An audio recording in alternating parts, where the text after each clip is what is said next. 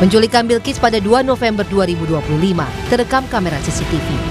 Dari situ, jajaran Polrestabes Makassar menelusuri jejak tersangka, termasuk jejak digital mencurigakan melintasi sejumlah daerah.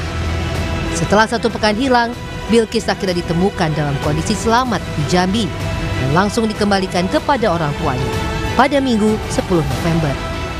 Sehat walafiat, tidak kurang suatu apapun, alhamdulillah. Haru Pak, haru. Saya pikir bermacam-macam pikiran, kenapa anakku ini, kenapa ada apakah fisik apa atau gangguan bagaimana. Pasti ada ya pikiran begitu di setiap orang tua. Ya alhamdulillah tidak ada, katanya sudah diperiksa. Dari pihak Polrestabes, dokternya katanya sudah periksa, alhamdulillah aman. Dari segi psikologis dan fisik. Polisi masih mendalami kasus ini untuk mengungkap jaringan lebih besar. Para tersangka dijerat pasal 83, junto pasal 76F Undang-Undang Perlindungan Anak dan pasal 2 Undang-Undang Tindak Pidana Perdagangan Orang dengan ancaman hukuman maksimal 15 tahun penjara. Tim Liputan Kompas TV. Informasi selengkapnya akan disampaikan jurnalis Kompas TV Wafik Aziza dan juru kamera Arif Tirtana dari Makassar, Sulawesi Selatan. Selamat siang Wafik. Para pelaku merupakan jaringan yang terorganisir. Dan apakah ada kemungkinan para pelaku terlibat dalam jaringan TPPO internasional? Iya, selamat siang Imran dan juga sejarah. Dari hasil rilis Polda Sulawesi Selatan pada hari Senin 10 November kemarin, dari kasus penyelidikan penculikan anak ini di Makassar ternyata bukan tindakan tunggal, melainkan melibatkan perdagangan anak lintas provinsi. Kasus ini bermula saat seorang anak dilaporkan hilang di Taman Pakui Sayang di Jalan Petarane Kota Makassar. Kemudian pihak kepolisian dari Polrestabes Makassar melakukan penyelidikan mendalam dan juga ditemukan korban sempat muncul di CCTV yang ada di Jalan Pelita Kota Makassar, di mana pelaku SY ini sebelumnya membawa korban dari lokasi pertama menuju kamar kosannya, kemudian pelaku kemudian menawarkan korban di akun Facebook grup adopsi anak. Pelaku ini awalnya mengaku bahwa korban merupakan anak kandungnya, kemudian karena tidak mampu merawatnya karena keterbatasan ekonomi. Dari hasil penyelidikan kemudian ternyata ada pelaku dari Jakarta kemudian datang ke Makassar berinisial MH, mengambil langsung anak berusia 4 tahun dari Makassar ini kemudian dibawa ke Jambi. Dari hasil proses penyelidikan selama 6 hari dari pihak Polrestabes Makassar bekerja sama dengan kepolisian Jambi, ada 4 tersangka yang ditemukan. Masing-masing tersangka ini berinisial SY, MH, kemudian SA dan MA.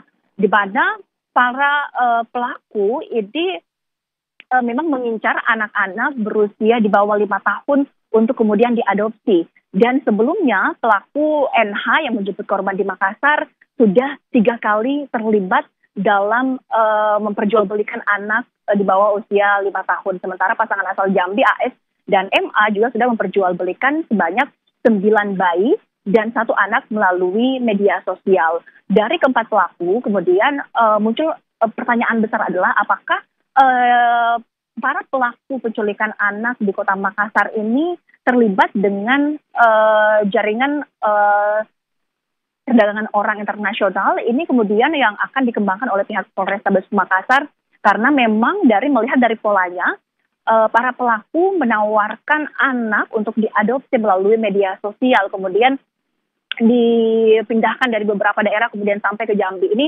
pihak kepolisian akan melakukan penyelidikan yang mendalam terkait masalah ini, di mana keempat tersangka juga akan dijerat dengan pasal tentang perlindungan anak dan juga pasal tentang pemberantasan tindak perdagangan orang. Keempat tersangka terancam hukuman 15 tahun penjara. Dari Polrestabes Makassar kemudian juga mengimbau kepada masyarakat agar lebih waspada dan juga memperhatikan segala aktivitas anak-anak di lingkungan masyarakat. Imran. Kasus penculikan ini berarti begitu terorganisir dan sungguh harus diwaspadai begitu. Lalu apa ya upaya yang dilakukan oleh pemerintah Provinsi Sulawesi Selatan agar kasus penculikan serupa tidak terulang kembali? Iya, Dari pemerintah Provinsi Sulawesi Selatan dan juga pemerintah Kota Makassar tentunya setelah ini akan memperketat transportasi lintas daerah untuk memperhatikan bagaimana mobilitas anak-anak dari setiap daerah. Kemudian juga pemerintah Kota Makassar akan memperketat pengawasan anak-anak di ruang publik, khususnya petugas-petugas keamanan juga diimbau untuk lebih peka dan juga memperhatikan bagaimana aktivitas anak-anak di lingkungan. Sementara itu,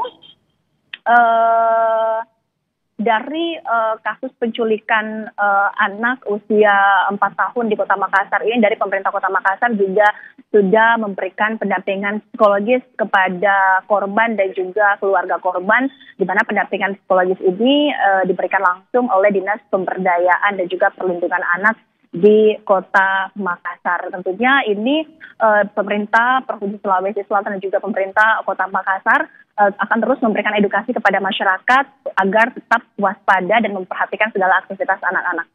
Imran. Baik, area pengawasan di publik akan diperketat untuk mencegah kejadian serupa terulang kembali. Terima kasih atas laporan Anda, jurnalis Kompas TV Wafik Azizah dan juru kamera Aris Tirtana yang melaporkan dari Makassar, Sulawesi Selatan.